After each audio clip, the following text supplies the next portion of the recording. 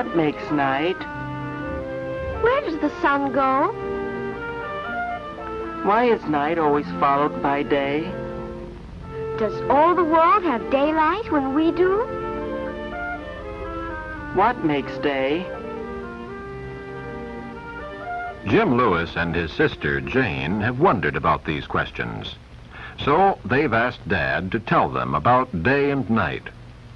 Dad says to understand day and night, we must first know what the Earth looks like.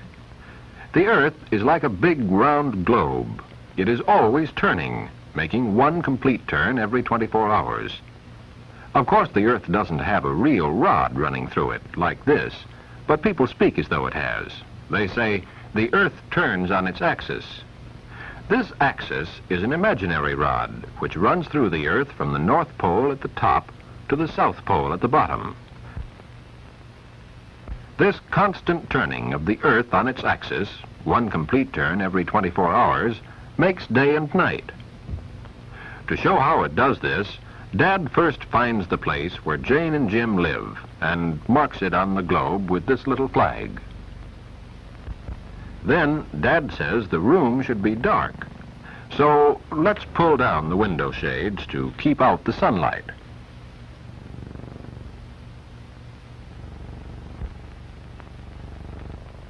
Now, is it like day or night on our globe? It's like night. That's right, Jane. And where does the light that makes day come from?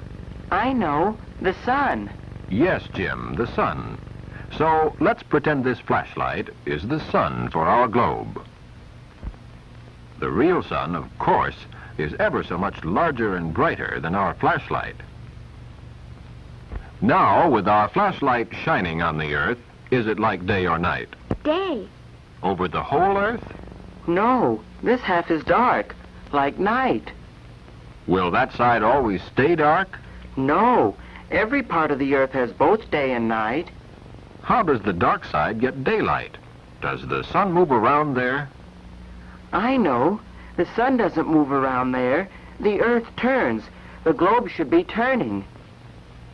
Yes, the globe should be turning, because the Earth is always turning.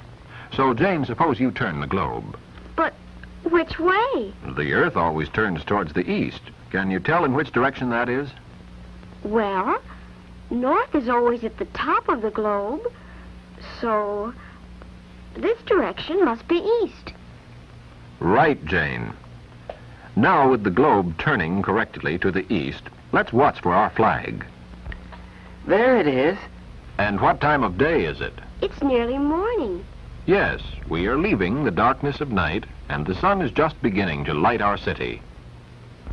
As our part of the Earth turns out of night into daylight, it's sunrise, and we start another day. If we were on the globe and looking eastward, we would see the sun seem to rise, just as it does each morning.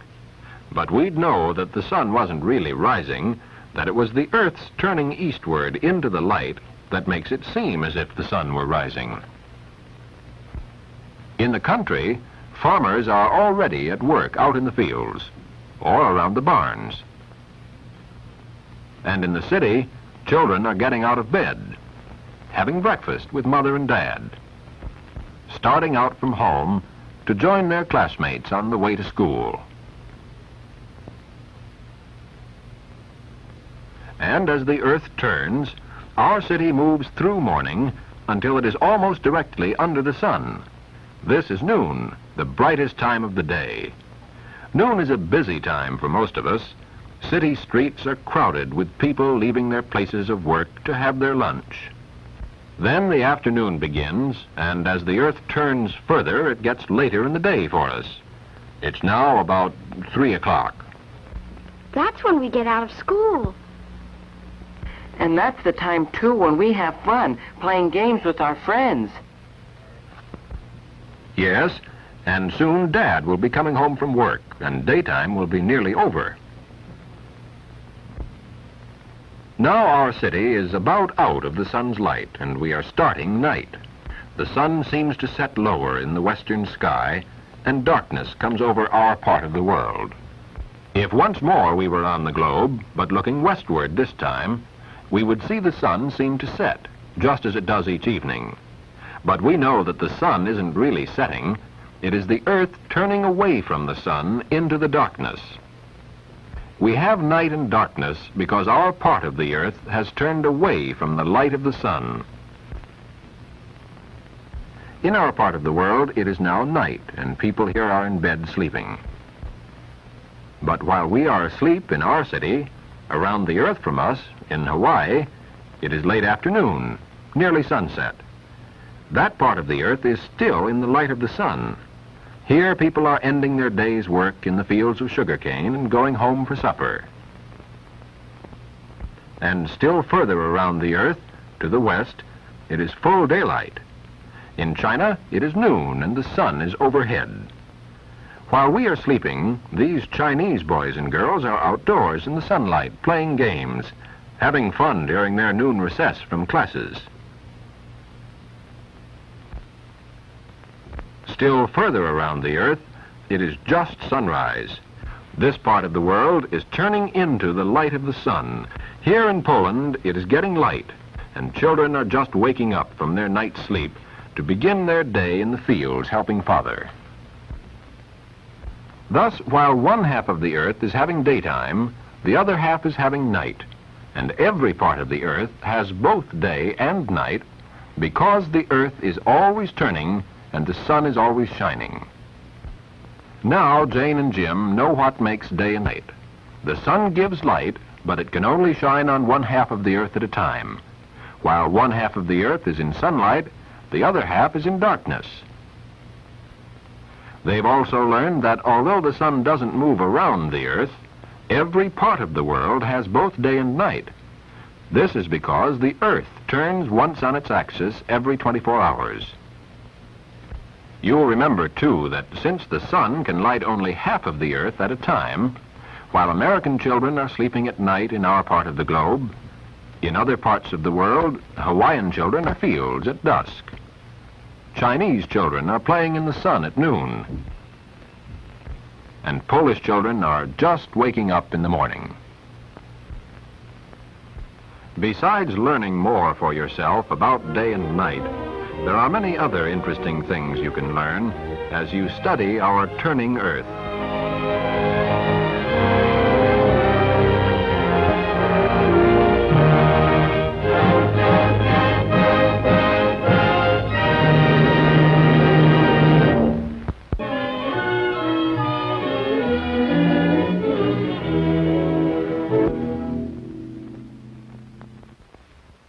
It is evening out at the city hospital, and most of the patients are comfortably settled down, some of them already asleep.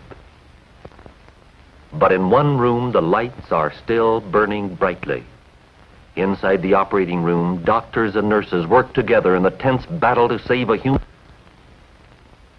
Perhaps this is an emergency where speed and sureness are necessary to keep the patient alive. But no matter how swiftly the doctor must work, there is one thing he never disregards: hands which are free from germs. Before a doctor begins an operation, he scrubs his hands over and over, but for long, careful minutes. There is skill in these hands, the skill to make men well. But skill is not enough. They must be clean and free from germs.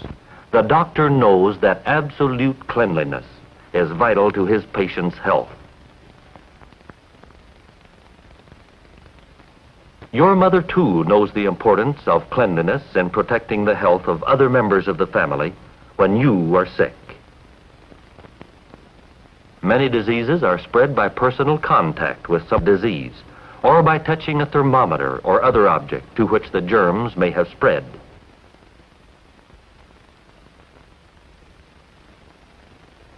And so, when you have the measles, or some other disease which is spread in this way, your mother provides a place for you to dispose of your paper handkerchiefs, so that no one else will touch them. She will wash your dishes, and your towels and bedding, too, separately from those used by the well members of the family.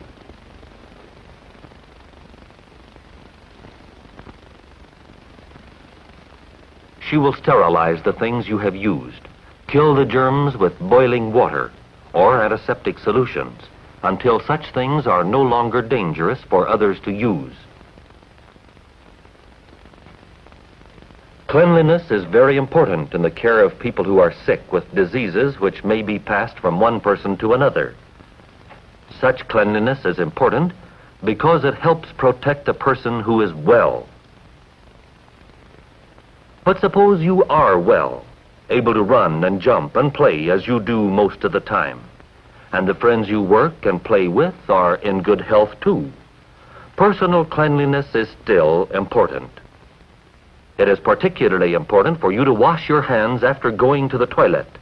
You see, it is quite possible for you to have germs in your body which don't make you sick at all.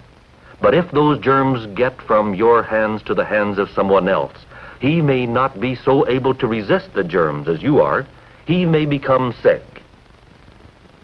To protect your own health, you should wash your hands well with warm water and plenty of soap before every meal. Cleanliness helps in keeping you free from disease, and it contributes in other ways to your well-being.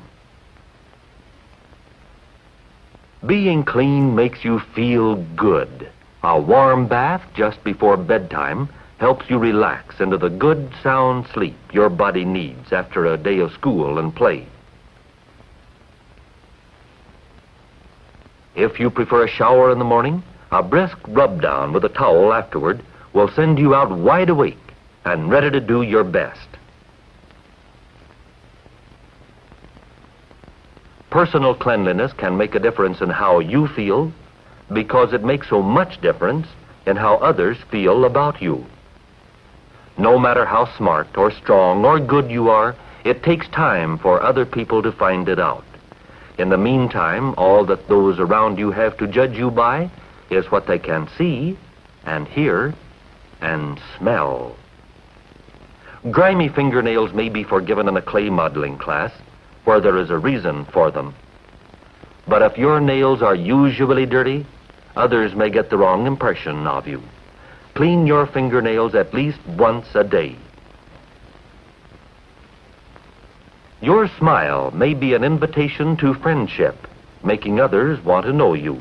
But remember, your teeth are showing. Not everyone has teeth which are snow white and evenly spaced, but anyone can have clean ones.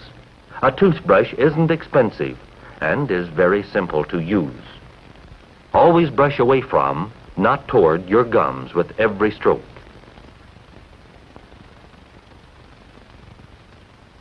If you are out of toothpaste, a mixture of baking soda and salt will clean your teeth very well. Brushing your teeth right after meals will keep them in good condition.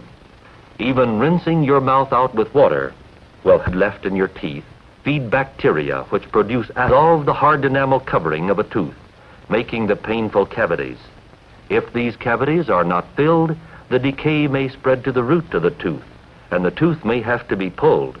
To avoid tooth decay, brush your teeth right after meals and before going to bed. A toothbrush can't do a good job of cleaning your teeth if the bristles are soggy and bent. Take time to put it away where it can dry straight.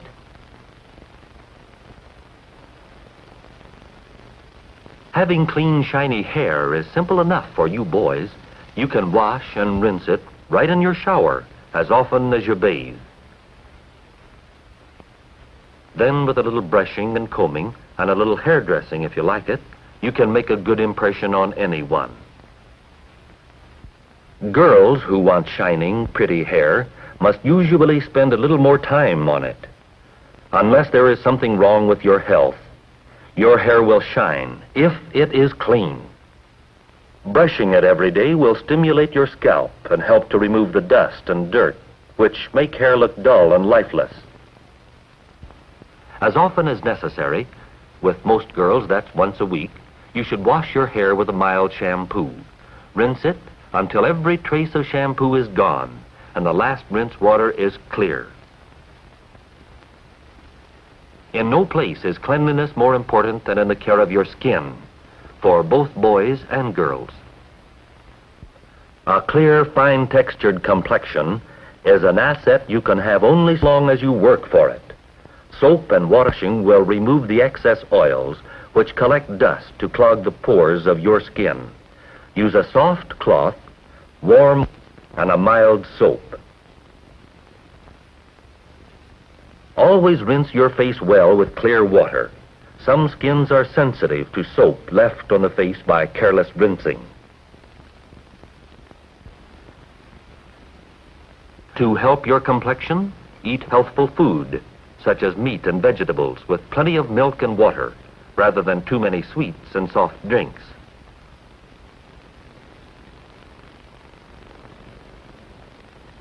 A clean body deserves clean, well-kept clothing. Underwear should be changed after every bath. Slips, stockings, underwear, all are worn next to the body. The function is to absorb the waste materials which are always being thrown off by the skin. On warm days you can see this moisture, perspiration. But even in cold weather, you continue to perspire, and the accumulation of perspiration in your underclothing quickly becomes stale smelling. Except to you, you may become accustomed to it. Make it a rule.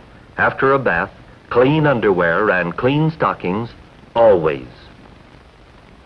Your outer clothing may often be worn more than once if it is kept clean while you're wearing it and cared for in the right way between wearings.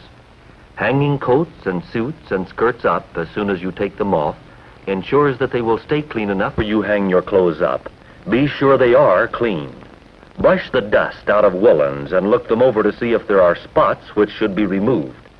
Keep your clothes pressed. Wrinkles make any dress or suit look shabby. Don't deceive yourself that no one will ever notice that little grease spot. Someone will. Your mother is pretty sure to have a safe, spot-removing fluid around the house. The directions on the container will tell you how to use it. Bigger cleaning jobs need a dry cleaner's expert work immediately. The longer you wait, the more difficult it will be for the dry cleaner to get your garment clean again.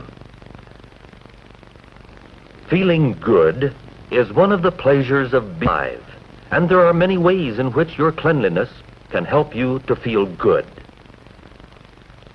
Personal cleanliness can help to protect you from many of the serious illnesses. By washing your hands before every meal and after you go to the toilet, you can wash away germs which might make you sick. Being clean gives you a sense of well-being. You actually feel better, more alive, when you know you are clean all over. Your cleanliness makes you more attractive to other people. Clean hands with clean, well-cared-for nails. A friendly smile which shows sparkling teeth and healthy gums. Shining hair brushed or combed neatly in place. Skin that is clean and has a healthy glow. And clothing which is clean and spotless. Those are the things which add up to you in the other fellow's eyes. Is your cleanliness giving the picture you need to give?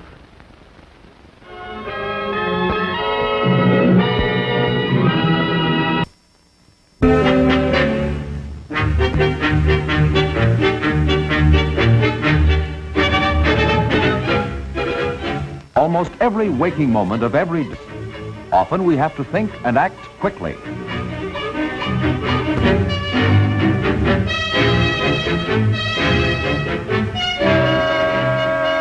A moment of decision, of split-second thinking. Impossible? Not at all. For this driver possesses the finest of all mechanisms, the human brain.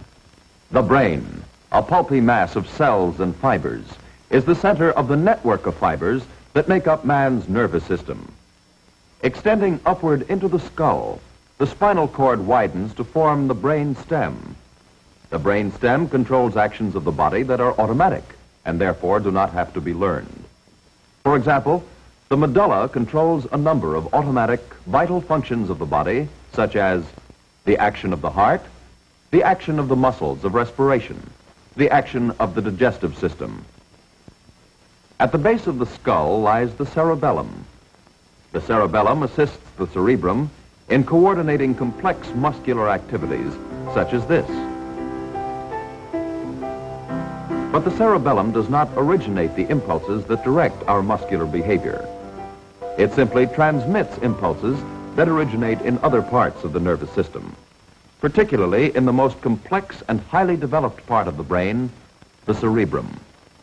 The cerebrum is the center of human intelligence. It controls learned and conscious behavior. In a newborn child, the cerebrum is still undeveloped. The child has all the reflexes and automatic responses, but he cannot respond to all stimuli. He has to learn these responses. And in man, in the conscious state, much behavior is based on learning. For example, the functioning of the cerebrum enables a child to learn to walk. I'll go over and help Carrie walk here, huh? But if a child's cerebrum fails to develop normally, he may not learn these responses. Can Carrie walk? No.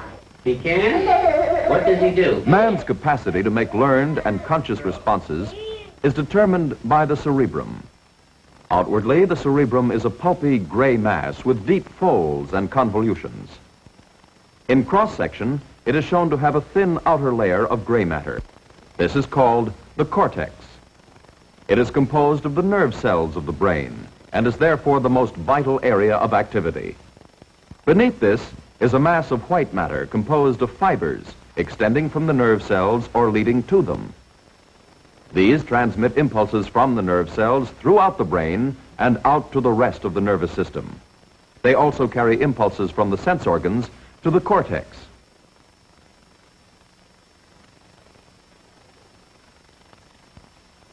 Each half of the cerebrum is divided into 4 lobes. These are the frontal, parietal, temporal, and occipital lobes. These regions perform a number of specialized functions. Visual stimuli are received in the occipital lobes. Sound stimuli are received in the temporal lobes. Taste stimuli are received in the parietal lobes. Touch stimuli also go to these lobes. In the frontal lobes are located the motor areas controlling movements of the body and above all the organs of speech. These centers perform the primary functions of the brain, perception and the control of acts or behavior. Neighboring areas of the cerebrum perform its secondary functions, analysis and integration. They control language and skilled acts. These centers are located in most people on the left side of the brain only. The intricate workings of the cerebral cortex can be demonstrated in the situation we have already observed. Everything the driver sees and hears comes to him as stimuli, which are received by his visual and auditory sense organs. These send impulses back along the neurons to the areas of the cerebrum concerned with sight and hearing. This is the first station, the place where he actually sees and hears the car, but he does not yet recognize what it is. For this, impulses go on to the second station, the areas concerned with analysis. Here, memory comes into play, and, drawing on the stored images of past experience, he recognizes that this is a car and understands the meaning conveyed by the car and the horn. But it still remains for him to make a response. For this, the impulses go on to the third station, the areas concerned with planning and the elaboration of responses. Here, the stored images of past experiences are projected into the future. This stimulates him to select an appropriate response. This is conveyed back to the areas controlling body behavior. From these areas, impulses are sent to the appropriate parts of the body, and he responds. These are the steps involved in every act of conscious behavior. First, reception of the stimulus. Second, recognition of its meaning. Third, interpretation and planning a response. Fourth, direction of the response. The existence of these steps is revealed by what happens when any one of these areas of the cortex is injured or removed. For instance, if the areas of analysis are injured, we may still see or hear as before, but we cannot understand the meaning of the stimuli we receive. Here is an individual suffering from an injury in these areas. What these words are? Cat. She can read and copy written words, but she cannot write down words she hears. Fine. I want you to write this sentence for me. I have a hat. To Earl and hat. That's fine. This is the result of a breakdown in the area of analysis that prevents her from recalling the visual images of spoken words. It is the swift and easy movement of impulses throughout the cerebrum that enables us to think. But this must be established through learning and reinforced through practice. For instance, most people are capable of playing the piano, but like other skills, this form of behavior has to be learned and then strengthened in practice.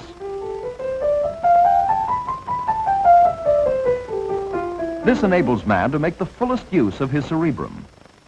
But for full expression of man's thinking capabilities, we must look to the whole brain functioning as a unified organism, thinking a problem through and making the right responses.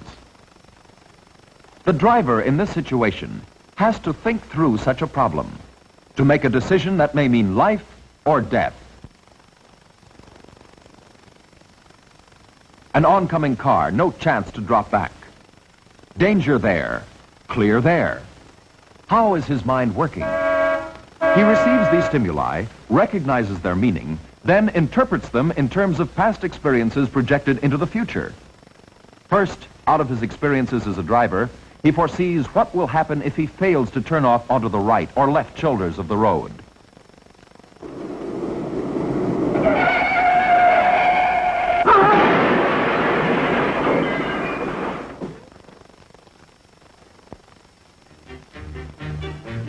Should he go off onto the right shoulder? He recalls the unpredictability of youngsters riding bicycles. This arouses the fear of what might happen if he struck one of the boys.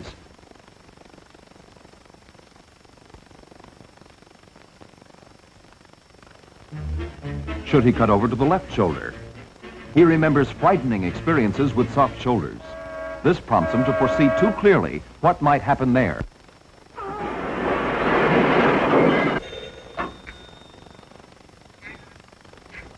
Which chance will he take? Now our man has to make his decision. To use his and elaborate his responses, his choices. Which response to make? Not all problems are as exciting as this, but most are far more complicated, and all require the same functions of the brain. They require swift movement of impulses from center to center throughout the cerebrum as it performs these functions.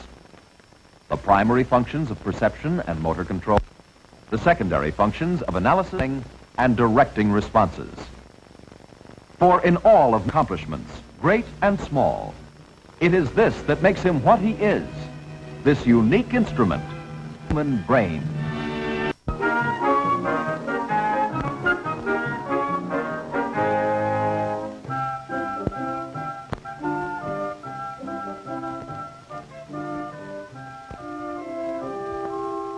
What goes on in there? No. What goes on inside the human body? These strange instruments help the doctor how the hidden parts beneath your skin are working.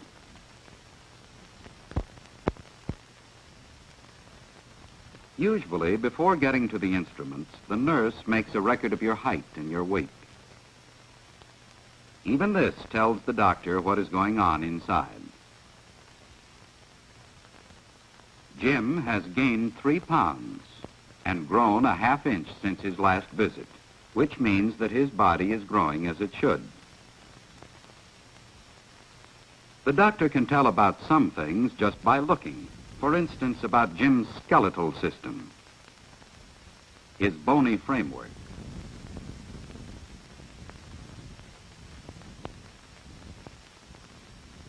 One of the most important things that your bones do is support you. Without them, your posture would be terrible. And you'd certainly have to change your way of moving about. Fortunately, you don't have to face that problem. Your skeleton supports you, and because many bones are connected by joints, it allows you to move.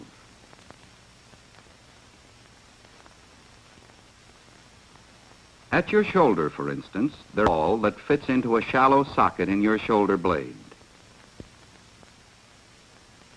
This kind of joint allows movement in any direction. The bones of your arm are connected at the elbow by a hinge joint, one that moves back and forth like a hinge.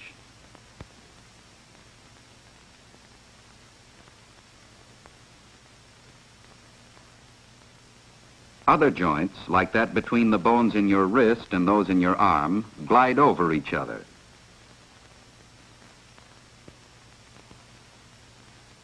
When this picture is finished, test some of your other joints and see if you can tell how they move.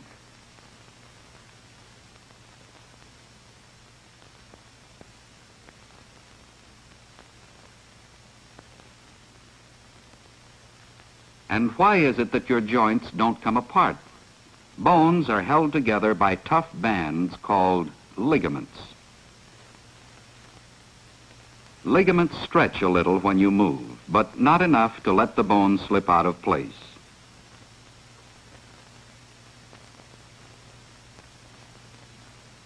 A doctor can find out things by feeling, as he does when he examines the condition of your muscular system. Each muscle helps to move some part of your body, an eyelid, a vocal cord, a bone. Here's the muscle that pulls your forearm to your shoulder. It pulls by becoming shorter and thicker. When you want to move your forearm back again, you use another muscle. One gets shorter and thicker, while the other gets longer and thinner. Most muscles work in pairs like this.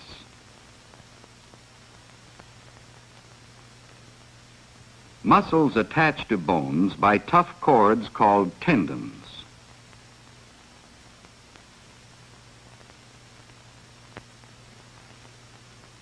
Bend your arm and feel this tendon. Feel how tough a tendon is.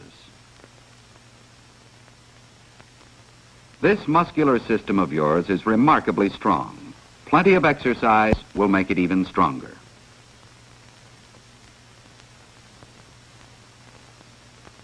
You always feel a little strange when a doctor whacks you on the knee. Your leg kicks in spite of you. But it isn't strange for the doctor. It tells him something about your nervous system.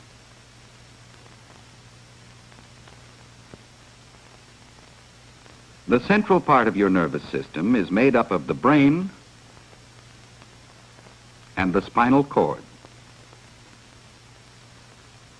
Running to these from all parts of your body is a vastly complicated network of nerves. Now, let's suppose in your wanderings you run across a tack. A pain message flashes along nerves to your spinal cord and back to the muscles of your leg. You immediately pull away from something painful without even thinking about it. The message also goes up to your brain, where it may cause you to think something like, my, attack. And maybe the message goes down to your vocal cords. But instead of happening one step at a time, it all happens at once.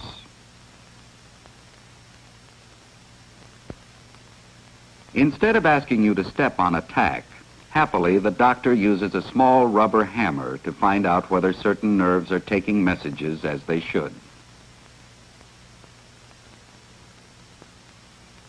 A doctor also uses his ears to find out what's happening. A stethoscope is an instrument that helps him to hear the wheezes and gurgles that your respiratory system makes. He can tell whether your lungs are healthy by the sound the air makes as you breathe in and out.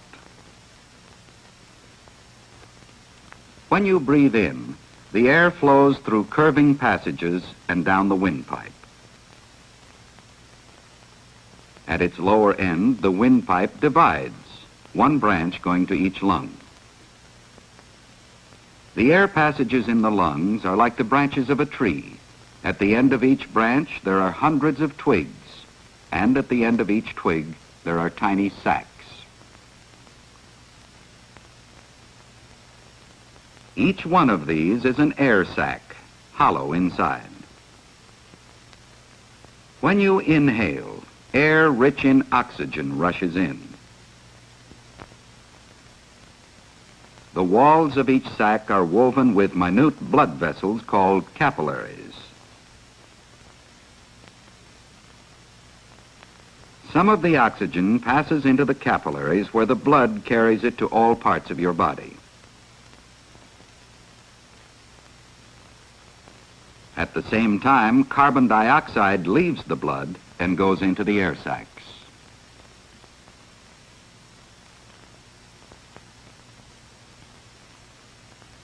When you exhale, you send the air containing carbon dioxide out of your body.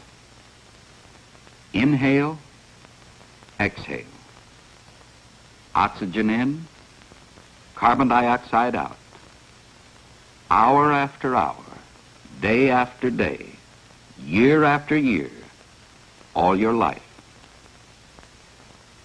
Sometimes this respiratory system becomes infected, as when you have a cold. Then the doctor hears wheezes that tell him that all is not as it should be. During an examination, the doctor gets you to lie down so he can feel your stomach and intestines, parts of the digestive system. Digestion is the process of breaking food into particles so tiny that finally they can be absorbed into the bloodstream. Digestion starts in the mouth, where chemicals in your saliva begin to break up certain kinds of food. Next stop, the stomach, where more chemical juices are added. The food is churned with the juices which break it into still smaller particles. Next, the small intestine. More juices and more digestion for several hours as the food is pushed through the intestine's long, winding length. If you could look closely at a small section of this intestine, you would see that the walls are lined with more minute capillaries. The food passes through the walls of the intestine, through the walls of the capillaries, and into the bloodstream.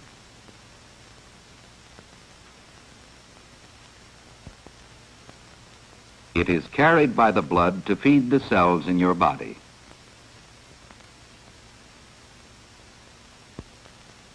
We've been talking about blood for some time now. Let's get a drop or two from Jim and take a look at it. A doctor can tell many things about you from just a drop of blood.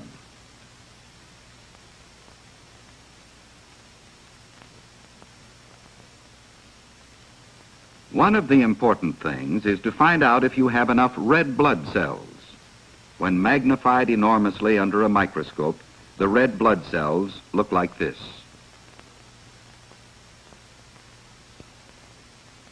It is these red cells in your blood that take up the oxygen from your lungs and deliver it to the cells of your body. If a person should have too few red cells, not enough oxygen would be delivered.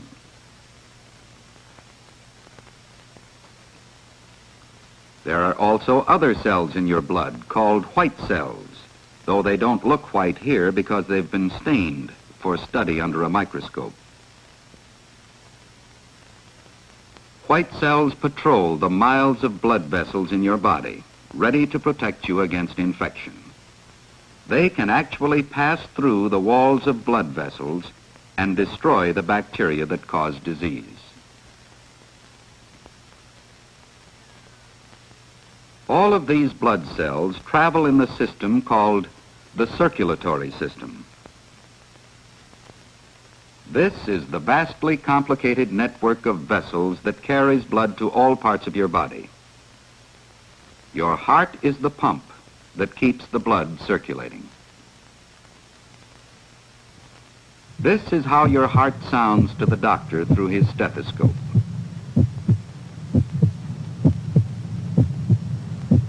The sounds come from the heart contracting, from blood flowing, and from valves snapping shut.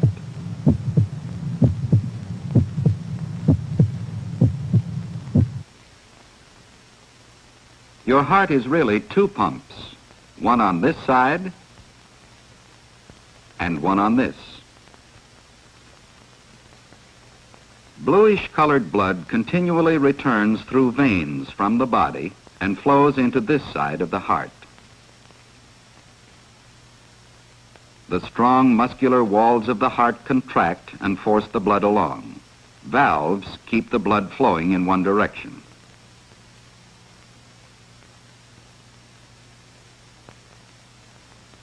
This side of the pump forces blood into the capillaries in your lungs.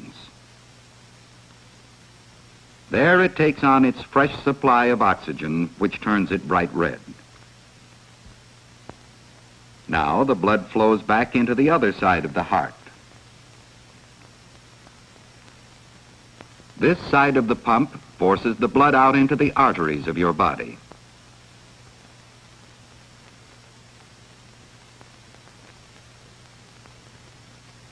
And here is the way the heart actually works, both sides at once. Day after day, year after year, all your life long. The doctor may feel the spurts of blood in an artery on the thumb side of your wrist. You can time your own pulse and find out how fast your heart is beating.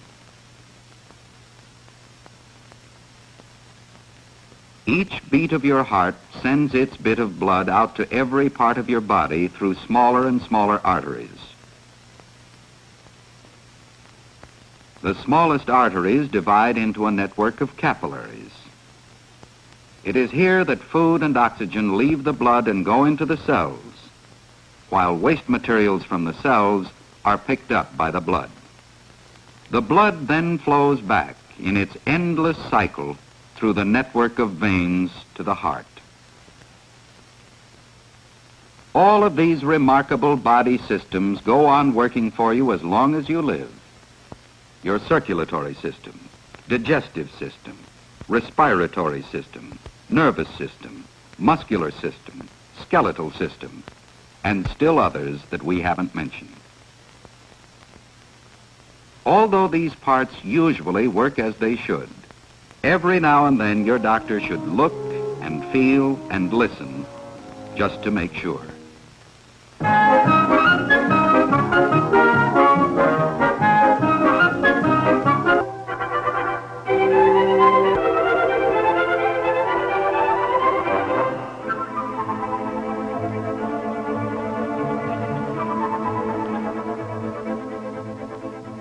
A picture of a parrot. Can you guess who is drawing the picture? Bill is drawing the picture. Now he wonders, does his picture look like Polly? What do you think? Isn't Polly a beautiful bird? There are many colors in her feathers. And look at Polly's mouth. She likes to play, but Bill has to be careful so as not to hurt Polly, nor let Polly hurt him. He likes to let Polly ride on his shoulder. When Bill looks at himself in the mirror, he thinks of stories he has read, stories of pirates and sailors of long ago. Parrots warned them of danger and were good company on long voyages. Sailors long ago sailed to the south, where it is warm the year round. There, in the hot lands of the world, amid the jungle trees, they found parrots. Even today in hot countries, many wild parrots are found. It was from a land much like this that Bill's parrot, Polly, came several years ago. Now Polly lives with Bill and his family. Most of the time, Polly sits on her perch. Here is Polly's water dish. She laps the water, almost like a dog.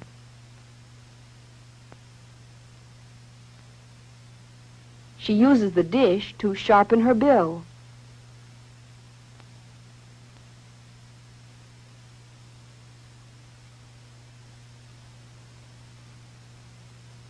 At the other end of the perch is Polly's food dish. Polly likes to eat bread, crackers, and seeds. But Polly sees something. It's Bill with a peanut. Watch how Polly cracks the shell in her strong bill so she can eat the peanut.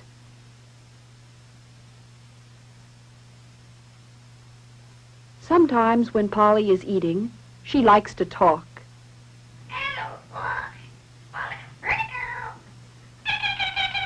The kitty isn't here.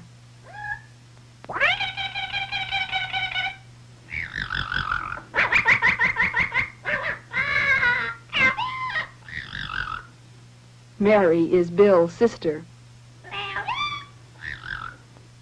Polly want a cracker? Watch how she uses her foot, the way we use our hands. This is the shape of the feet of all parrots and birds that belong to the parrot family. These unusual feet let parrots do many things other birds can't do. Bill likes to watch Polly, but he likes to do other things too. So he takes up his drawing things and out he goes. Usually, Bill is careful to close the door after him. But this time, uh-oh. Does Polly see? I don't think so. Do you? Where is Polly going? See how she uses her bill to climb down?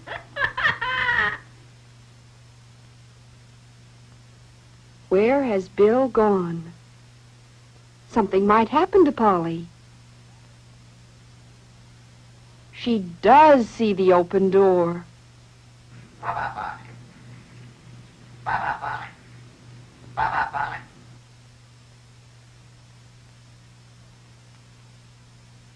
Look at the funny way she walks.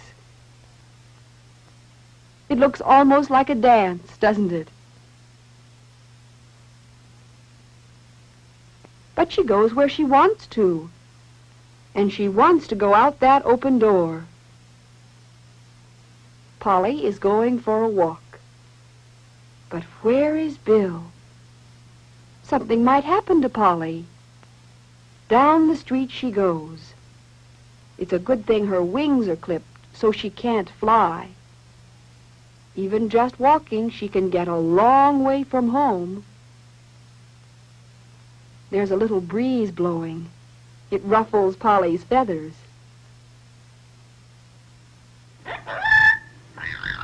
Polly isn't used to walking on such rough ground. Now she sees something on a neighbor's lawn. It's a doll cradle. Polly is surprised at what she finds in the cradle. Can you guess what it is?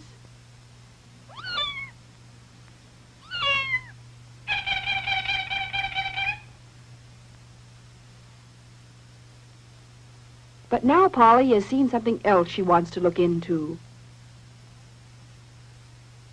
She sees a dog's food dish in front of his house, and she's going to help herself.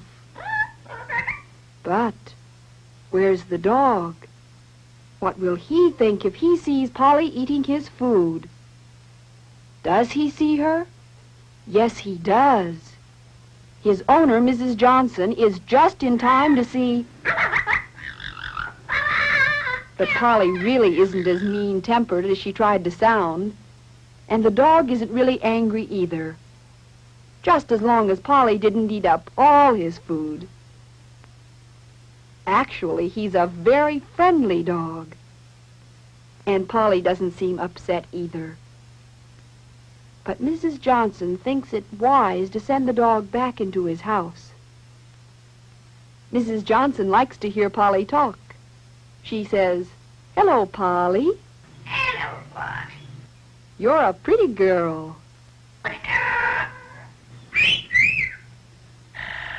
Polly is having a good time.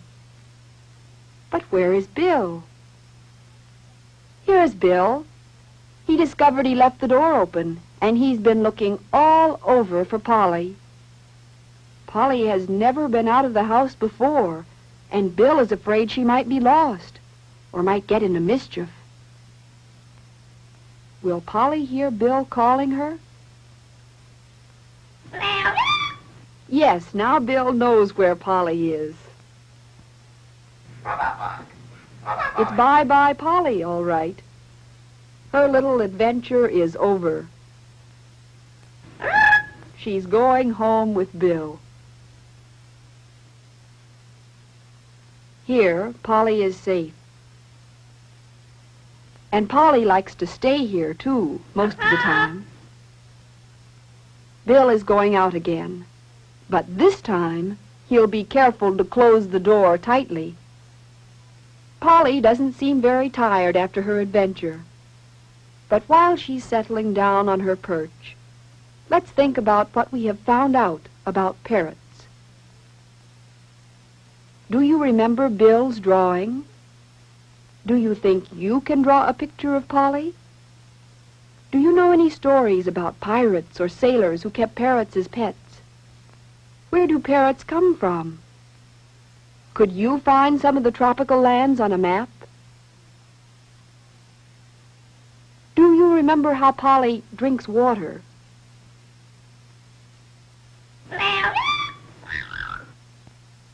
Do you remember how she eats?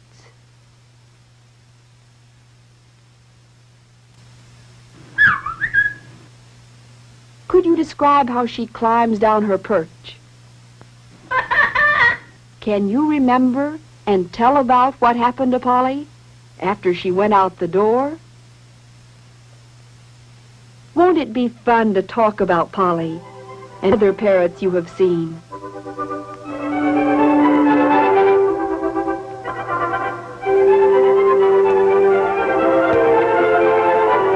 Old. They try to find their mother by their sense of smell. Mother Mac guards her babies carefully. Rudy likes to be alone, but he is always on hand when it's time to nurse. Baby puppies nurse often. In fact, about all little puppies do is eat and sleep. 7 puppies are a large number for a small dog like Mother Mac to nurse. And so the babies grow bigger and stronger. They like to romp and play with their mother, and she is very sweet with her tiny puppies. Soon, the little dogs are 6 weeks old. Doug brings their dinner. Doug and Don Dowell are brothers and are proud of their dog Mac and her 7 puppies. Here, puppies, come Bobo, come Tammy. The boy's mother has taught them to feed and care for the puppies. Older dogs are only fed once a day, but puppies are fed at least 3 times a day. Now the puppies can have meat, dog food, and scraps from the table. From the time they were a month old, when they were still nursing, milk was added to their diet. Mother Mac lets the dogs fight right under her nose. She is patient because she wants the puppies to learn to fight so that they can protect themselves when they grow up. They must know how to fight to be good watchdogs and protect their masters. And now everyone lands on Laddie. Rudy sits alone and watches. Tammy wins the ball. Doug and Don both have the same idea. What fun to take the puppies to the beach. The Dowells live near the beach, and the boys know every rock and sand dune. It is easy to take the dogs down the quiet road to the top of the cliff. High up on the cliff, the boys stop to put leashes on the pups for the climb down the steep hill. It's really a job to put leashes on 7 wiggling pups. If they can fasten half the leashes, the other pups will follow. The leashes are no sooner fastened than the pups tangle them up. The boys are kind and gentle with the puppies and try to train them so that when they grow up, they will be well-behaved dogs. Mac barks to tell her puppies that everything is all right and that they will like it down on the beach. They're off. Come, doggies. Come, doggies. Here, laddie. Here, laddie. Come, Rudy. Oh, it's no use. The dogs are not big enough for leashes. They follow better on their own.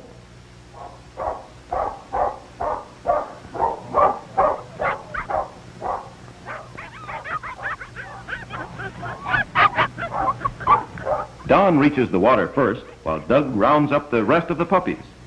It is spring, and the Mac waves her tail happily as she gathers her family around her. Dogs like to shake things. Perhaps it is instinct, or maybe they pretend they are shaking a rat. The puppies learn fast. No, seaweed is not good to eat. And look at Tammy. Puppies find a piece of driftwood. What fun! Room for all.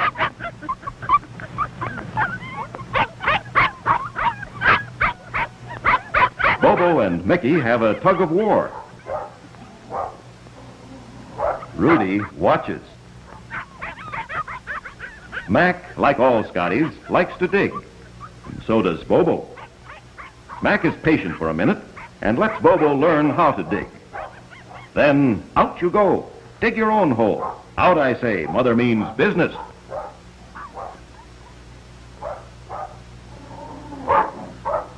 And now Bobo has his own hole. He learns fast. He is the boys' favorite, and their father has said they may keep him. Bobo is tired out. Tammy, go away and dig your own hole. It's fun to dig, and one can find almost anything in the sand: starfish, sand dollars, clams, or crabs. It's easy to see that all the doggies have learned their lesson well.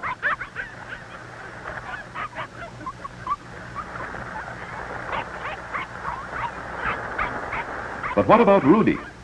He watches carefully, and then he too can dig as well as his brothers. The water isn't too cold. Come on, Mac. Bring your stick here. Now, boys, if you didn't chase Mac and were firm with her, she would bring the stick to you. Here, Mac. Here, Mac.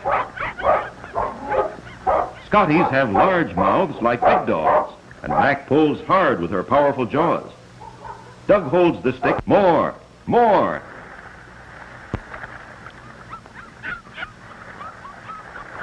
Doug throws the stick, an easy one.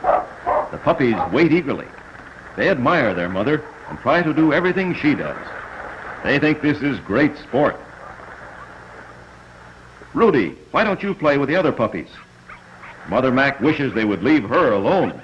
Can't you stay away for a little while and let Mother have her stick? Don throws the stick far into the water. The puppies dance in excitement.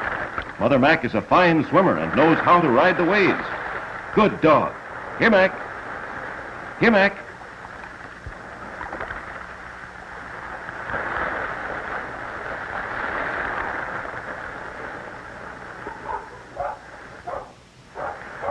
Doug finds a great big stick. Now, Doug, that stick is too big for a little dog. Good girl. The puppies are afraid of the waves, as they should be.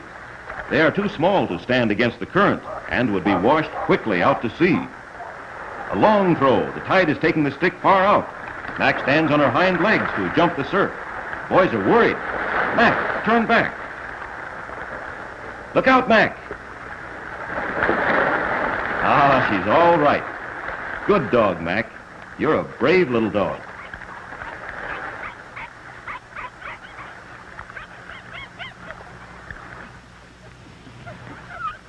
No, Mac, you cannot catch a bird. Well, fun to try anyhow. The dogs wander on down the beach.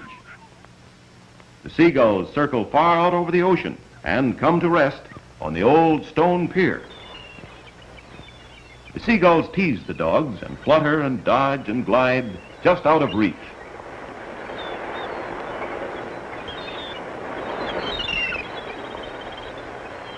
But what is happening under the pier? Mac and Bobo like to hunt for treasures around the piles, but who would expect to find a baby seal sunning herself? What a pretty little seal, as she gracefully tosses her head. Like the puppies, she is too young to have learned to be afraid.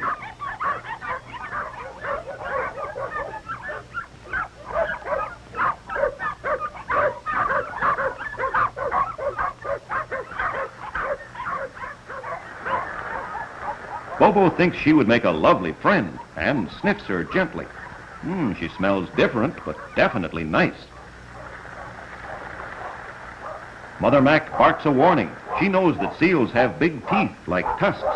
If only Bobo wasn't so young and foolish. He isn't a bit afraid. Mac tries to keep her puppy away from the strange animal. The seal might bite Bobo. And then the puppy understands that dogs mustn't be friendly with seals, and he too growls. The dogs tease and confuse the seal as they jump in front of and behind her. The baby seal is frightened and wants to return to the deep water where she feels safe. How funny she looks as she walks on her flippers. They are better for swimming than walking. And out she goes.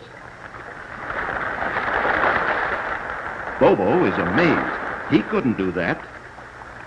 No, Mother Mac, you can't fly with the birds or swim with the seals. But where did that seal go?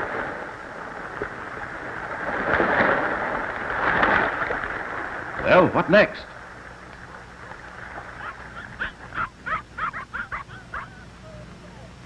A big red setter is running toward them. Mac is worried. Those silly puppies rush to meet the dog. The boys run to the rescue. The puppies think all grown dogs are nice and good like their mother. And now a fierce-looking black dog comes racing with his master. Look out, he may not like dogs. The boys grab the puppies in a mad scramble. The big dog waits. Mother Mac is frightened and warns her pups. The big dog springs. Why, he only wants Mac's stick. Mac waves her tail and wants to be friends, but the dog's master is afraid he might hurt the pups. Better move on. Here, Major.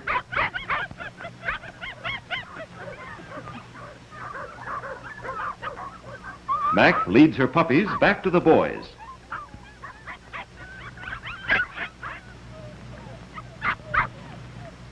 She is glad to have her puppies safely around her. The boys are anxious to take the dogs home.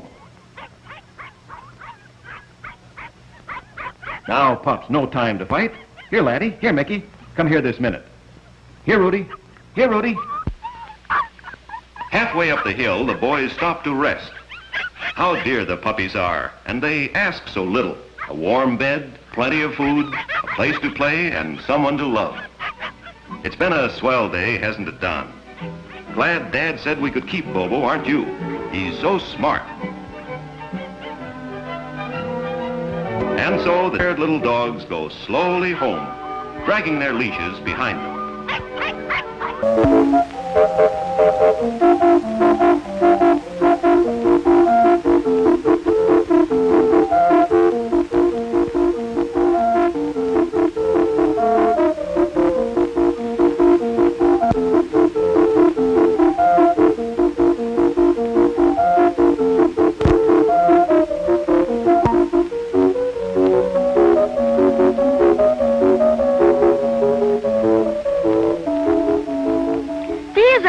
On the march are made of paper.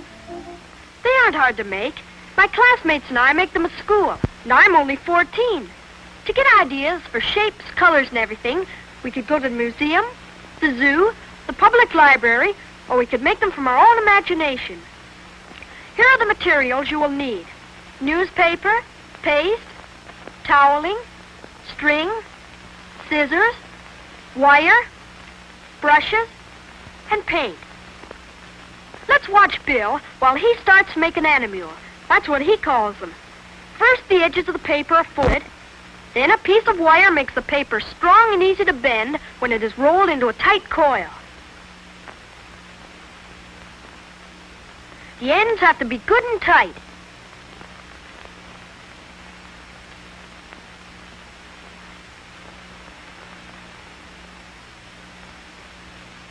You'll need 4 coils. They're all made in exactly the same way. For the animule's body, Bill uses 1 coil.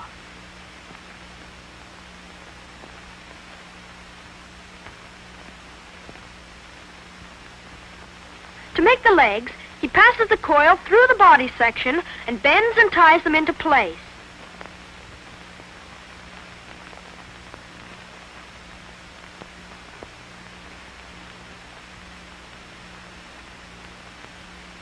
Boy, it's really sturdy. Now the coil for the head and neck is tied on.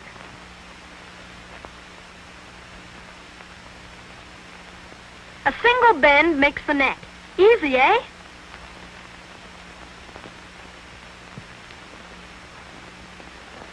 Bill experiments with different shapes for the head of his animal.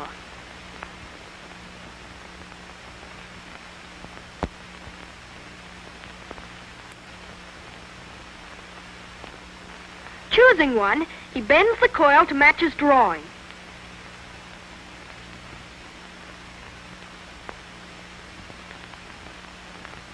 Here we are working on our animals. We're trying to give them weird and interesting shapes.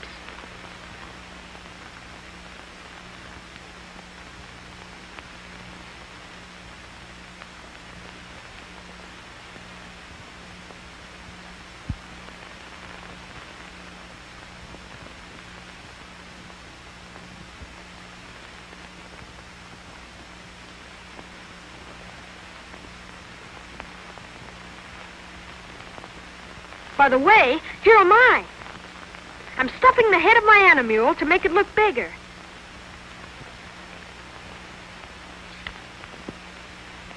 And that's my pal Bob. He's enlarging the body.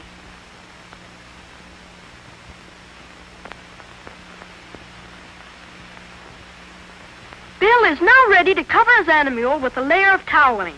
This will make a good painting surface. See how the toweling is folded and torn into thin strips? These are easily covered with paste.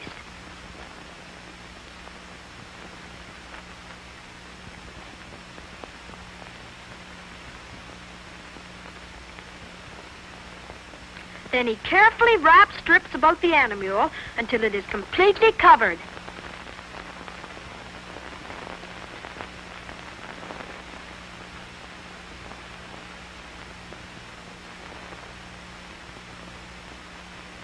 Doreen, she's the one in the center, has finished covering her animal and is looking it over to see if there are any spots not yet covered with toweling.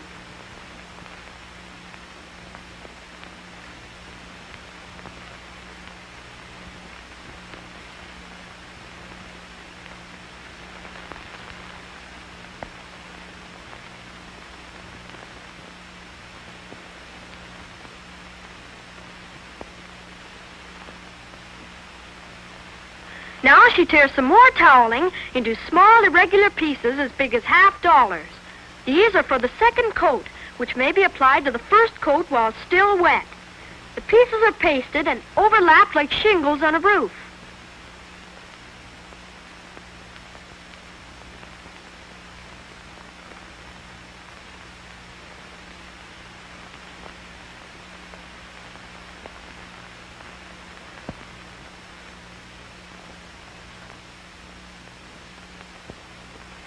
For a smooth painting surface, Bill covers the whole animal with paste.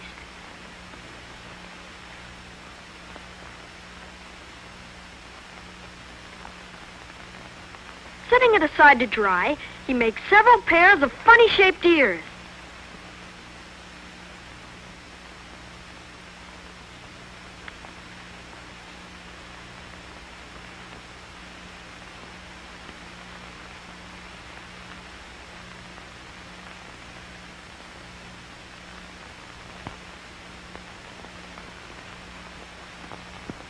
Too snobbish. Fancy. Ha! That's just like Uncle Louie. And here's the pair he should choose.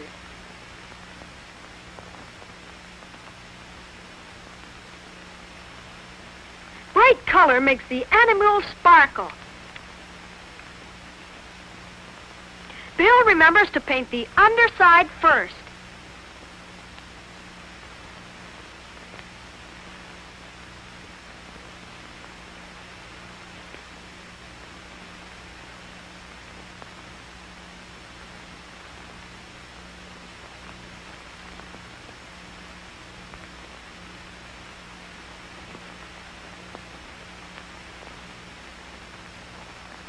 the rest of us try to make our own animals look different. One way to do it is paint. That's Elaine.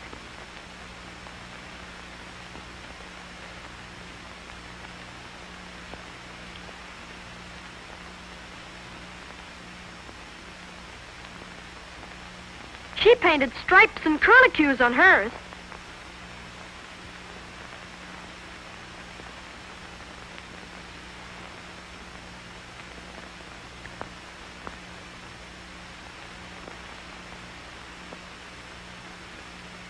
Paper cutouts. That was John's idea.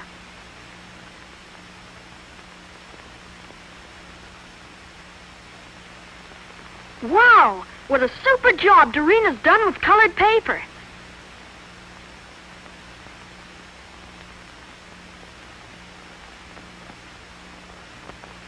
Some of the others added little scraps collected from here, there, and everywhere, such as twig antlers,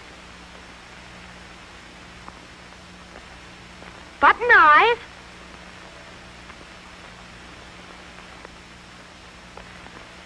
a fur coat,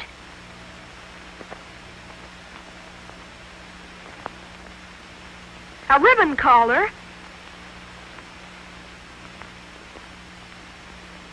or a woolen tail. So that is our story of making fairyland creatures out of common everyday materials.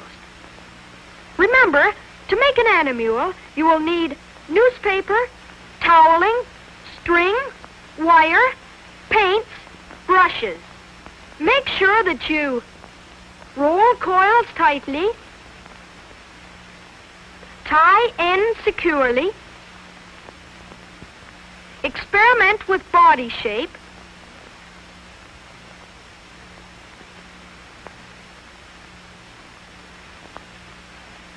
tear thin strips of toweling,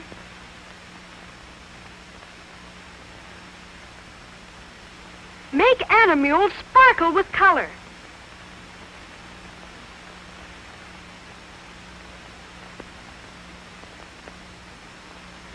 Accessories give character.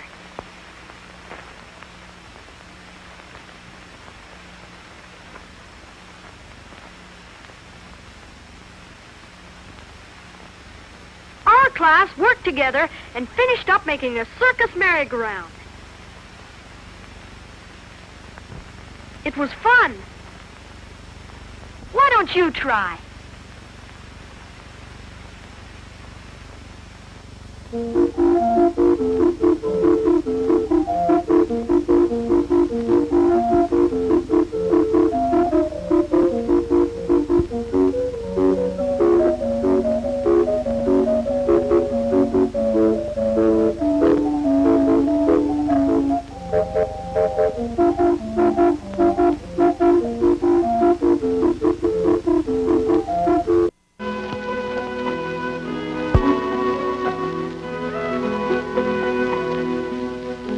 Frank and his dog.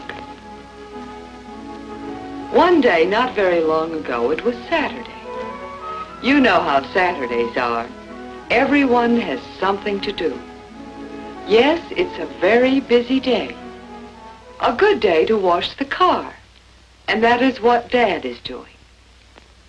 Frank, our son, has found something to do, too.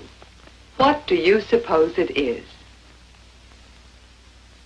Why, he is going to sweep out Penny's house. Penny is Frank's dog, you see. But here is Penny now. He wants to come through the gate, but we're all too busy to open it for him. Do you think he can open the gate by himself? Yes, he can. Penny looks around. He sees that everyone is very busy. And he wants to be very busy, too. Well, here's something. Jean, will you play with me? I want to have something to do, too. Come on, Jean, and play. Now, Penny, stop that, says Jean. Can't you see that I'm very busy? I have no time to play now. There now. Go away once and for all. But what is Penny up to now? Penny, what are you doing? Why, he's trying to play with the broom. Oh, no, you don't, says Frank. Now, Penny, stop that. I have work to do. I'm very busy, Frank says. Penny! Here, go chase this. Now, where did that stick go? Is it under these flower pots? Now, Penny, look what you've done. You've knocked over a flower pot. What am I going to do with you? No, it's no use begging. I have no time to play with you. Go away and find something to do. And so it's Saturday, and everyone has something to do. Everyone but Penny. But what's this? What is Penny up to now? He sees himself in the hubcap. He wants to play. But Penny will only be in the way again. Go away, Penny, Father tells him. Nothing to do, says Penny. Everyone is just too busy to play with me. I wish I could be busy, too. Oh, what's this? Why, it's Tabby, Mrs. Brown's Tabby. I wonder if I should chase Tabby. Yes, I will. And up into the tree goes Tabby. Penny! Penny! Penny! But Penny is having fun. He is very busy now. Up he goes. And again. But who is this coming here? Oh, it's Mrs. Brown. Tabby is Mrs. Brown's cat. Poor Tabby. Has Penny been mean to you? That's right, Penny. You just better go into your house and stay there. Mrs. Brown is very, very worried. She asks Father to help get Tabby down. But Tabby isn't so sure she wants to come down. Will Penny promise not to chase her again? There, Tabby, everything's all right. We'll soon have you down out of that tree. There we are. Mrs. Brown is happy. Tabby is very happy. And so are Dad and I. But what about Penny? Penny, you're a bad dog, says Frank. We don't love you anymore. That's right, go into your house and stay there. But look, what do you think I have on the tray I am carrying? Cookies and lemonade. Cookies and lemonade for everyone, for we've all had a busy time. And Frank, here are some dog biscuits for Penny. Biscuits for bad Penny, asks Frank. Penny has been nothing but trouble all day long, Frank says. He's been in everyone's way. Why should he get any biscuits? You don't think he should get any? I ask Frank. Of course not, says Frank. He is a bad dog. No, Frank. What Penny did was bad. But Penny is not bad. And if we had taken time to play with him, perhaps he wouldn't have been so much trouble. Now go on over and make friends with him again. You're not a bad doggy, Penny. What you did just wasn't nice, Frank says. But I guess we weren't nice to you, were we? We love you, Penny. We always will.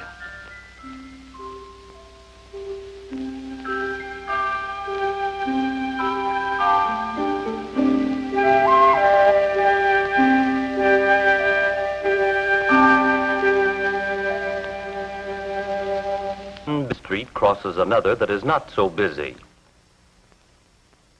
As you come up to a busy street or road, you see a sign that says, "Stop," a reminder of the law which says you must pause to look out for the other fellow. You know that this is one of the safety rules. You always stop at this corner. Not very far on down the street, there is another corner where you usually stop. No, there isn't a sign here, but there is a playground where the rest of the gang is expecting you. You stop because you've made it a habit to do so. On your way home, you stop at another corner, not because it's the law or a habit, but as an act of courtesy, because you are thoughtful of other people. And that last stop you made like all acts of courtesy, is pretty important. It's important to you and important to the person to whom the courtesy is shown. Obeying rules and laws is good citizenship, and following accepted customs is good sense. But both of them are topped off by that little bit extra, an act of courtesy. You can pick anyone, just anyone, out of a crowd, and in a few minutes see just how important those little extras, the acts of courtesy, are. Take the boy in the center, for instance. His name is Robert. What do you think of him? You don't know? Of course not, because you can't tell by looking at someone what kind of person he is. But watch Robert a little longer. He is thirsty, so thirsty that he doesn't notice that others are waiting in line at the fountain. He isn't trying to make anyone mad. He's just trying to get a drink. What's wrong with that? Robert travels to and from school on the bus. He likes to sit in a certain seat. If he doesn't get there first, someone else may take his seat. He isn't trying to be rough. He's just looking out for himself. After a good hike, everyone is eager to get on with the picnic. Robert thinks they should eat over here by the stream, but the others think this is a better spot. Robert tells them they're all wrong. He says he isn't trying to boss them. He's just trying to get a good place to eat. Well, that's Robert. What do you think of him now? If you formed an opinion of him from the way he acts, just remember that people form opinions of you from the way you act. Taking turns, whether it's at work or play, is fair. It gives everybody an equal chance. It means that you're courteous, that you think of others, that you're a good sport. There are lots of times at school and at home when people have different ideas about things. Sometimes it's about who should make a report, or who is the greatest baseball player that ever lived.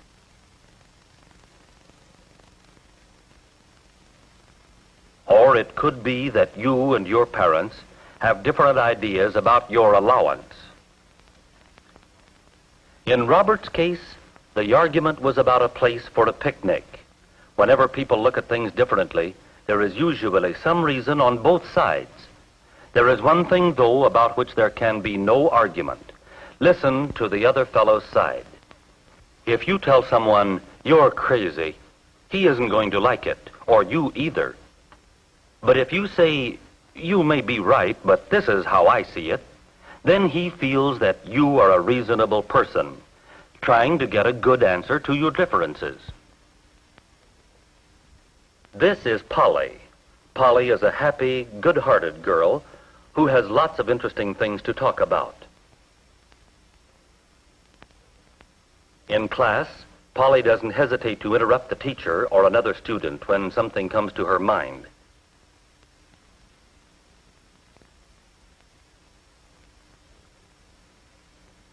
Even at home, she is so eager to tell Dad what happened on the way to school this morning that Dad, who is very much interested in the news right now, can hardly make head or tail of what he's reading.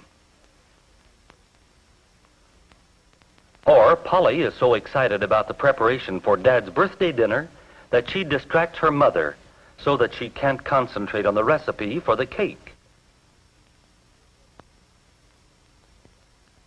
When her brother Tom is talking on the telephone, Polly chatters merrily on until Tom can hardly carry on his telephone conversation. Polly only wants to be friendly, but the truth is, she is anything but that. Polly, oh, Polly, can you listen for just one moment? What you have to say may be interesting to others, but only at the right time and in the right place. What you do not say may also be an act of courtesy. Jim enjoys telling his friends about the fishing trip he and his dad took last summer. His friends enjoy hearing about it too, except Freddie. Freddie's so eager to tell about the trip he took that he's not much interested in Jim's story. It takes real thoughtfulness of others, real courtesy, to keep from telling what you want to tell while another person is talking or reading or trying to think. But when Freddie stops trying to interrupt and starts listening, he finds he's interested in Jim's story too. When Jim is finished, Fred gets his chance. Fred's courtesy makes his friends think well of him and gives him reason to think well of himself. In fact, you are a better person if you remember to do the little acts of courtesy, if you let the other person go first, if you smile or nod good morning, if you give the other person his turn, if you give others a chance to talk or read or think without interruption, if you show the good sportsmanship that you feel. If Polly starts being more courteous, the word will get around. She will get a reputation for being the kind of person everyone wants to be. If you had asked Robert if it was wrong to push people around, he would have said, of course. But when he thoughtlessly did it himself, he didn't even realize what he was doing. And Polly surely knew that it is bad manners to interrupt or to distract others. What both Polly and Robert need is to get into the habit of being courteous. When Robert went back to the end of the line at the water fountain, he made a start. When it gets so he takes his turn every single time without thinking about it, then it's a habit. And habits of courtesy pay off. Polly isn't going to be really thoughtful of others until she gets more satisfaction from being courteous than she does from distracting others. But she will get that satisfaction if she gives herself a chance.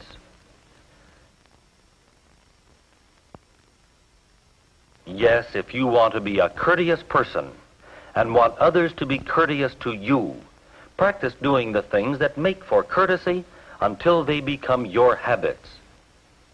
Think of the other fellow's feelings. Think of the other fellow's rights. Think of what the other fellow will think of you. If you want to get along well with others and want them to get along well with you, be courteous.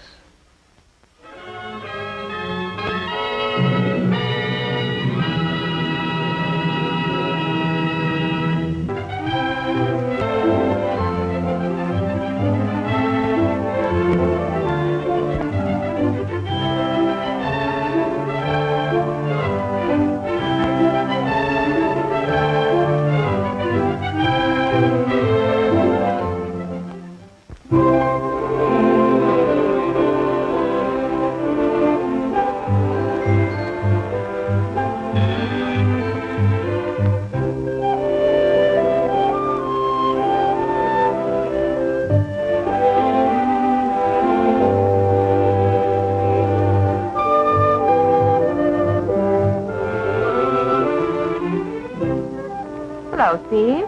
Hi, Mom. Boy, it's cold out. Sure is. It's down to freezing.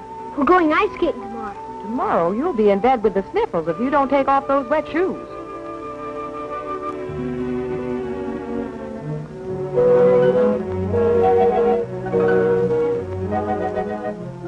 Oh, boy, pie.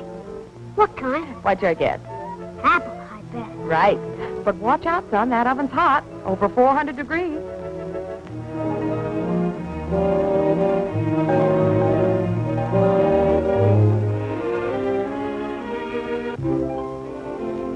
Here, now run along and take off those wet shoes.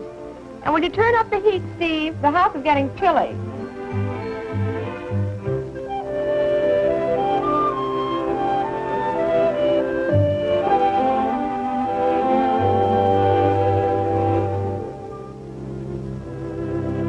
Now, this is at 64.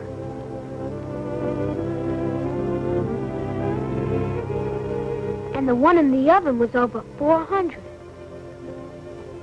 And the thermometer outside was down to 32. I wonder how a thermometer works.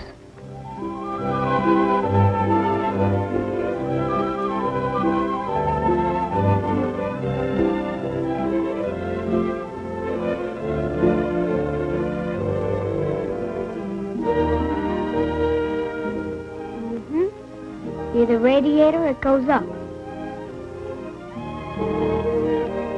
And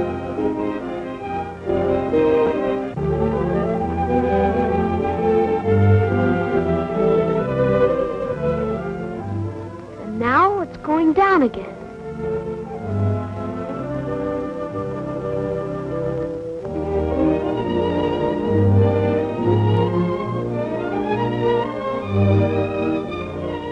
How can I find out why?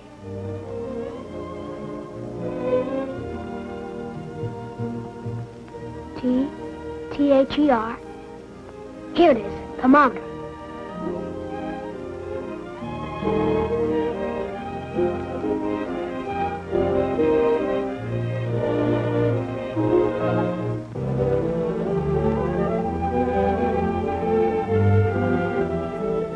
The thermometer is an instrument that measures temperature. There are many different kinds of thermometers. The picture on this page shows the most common type. This thermometer is made with a glass tube closed at both ends. Inside the glass tube, there's a colored liquid.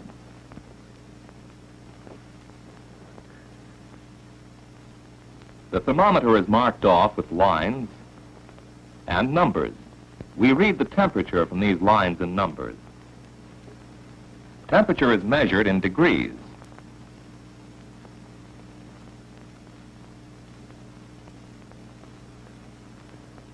This is 70 degrees, a comfortable room temperature.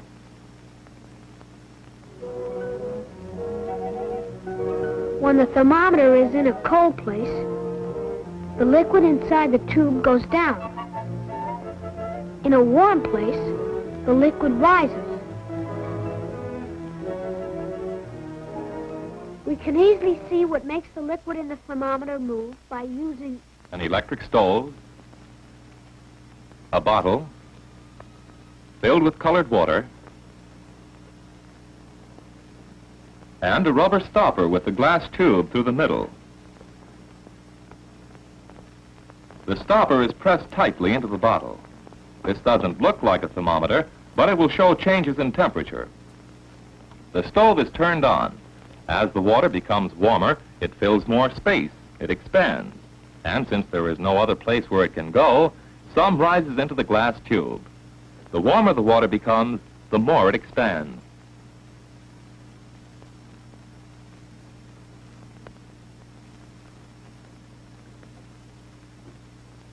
Now, if the water is cooled, it takes up less space. It contracts and moves down the glass tube.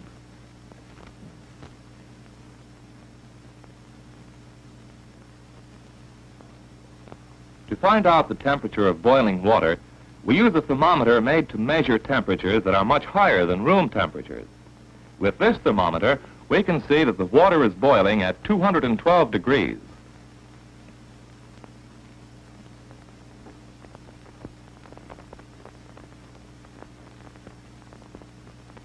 What is the temperature of ice water? The liquid in the tube goes down to 32 degrees. 32 degrees is the temperature at which water freezes and becomes ice. So, since temperatures may go below freezing, mercury or alcohol is used in thermometers. These liquids do not freeze, even when it's very cold. Thermometers are very important to people every day. Almost everyone knows this one. It's called a clinical thermometer. If you are well, the thermometer shows that the temperature of your body is about 98 6/10 degrees.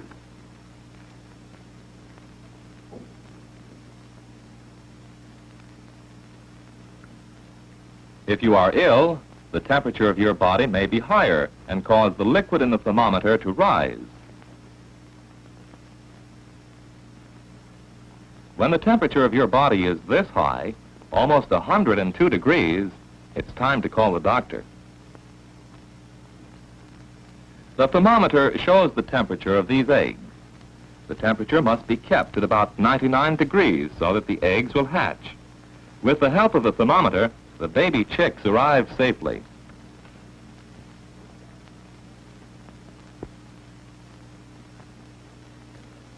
This might not make you think of a thermometer, but a thermometer has a lot to do with the preparation of maple syrup. Sap taken from a sugar maple tree is boiled until it thickens into a syrup. That's where the thermometer is important. The farmer knows that when the temperature reaches 218 degrees, the sap becomes good maple syrup.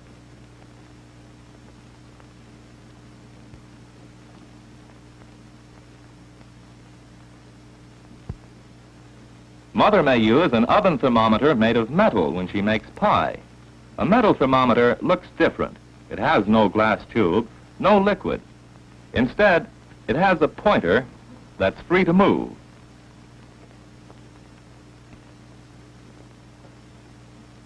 And a piece of metal that moves the pointer. The metal and pointer are fastened together in a real metal thermometer. When the stove is turned on, the metal bar is heated and expands. It gets longer. The bar pushes against the pointer, making it move. As the metal bar becomes hotter, it gets longer and pushes the pointer farther across the dial. Metal thermometers are used for many purposes.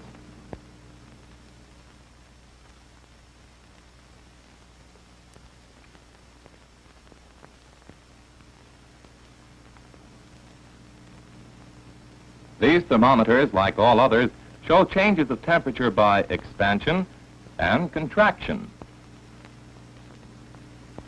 Whenever heat is added, most things, liquid or solid, expand, become bigger, causing the thermometer to show a higher temperature. Whenever heat is taken away, most things, liquid or solid, contract, become smaller, causing the thermometer to show a lower temperature. We know that water freezes at 32 degrees. 70 degrees is a comfortable room temperature. 98 6/10 degrees is a healthy temperature. And water boils at 212 degrees. Steve, have you taken off those wet shoes?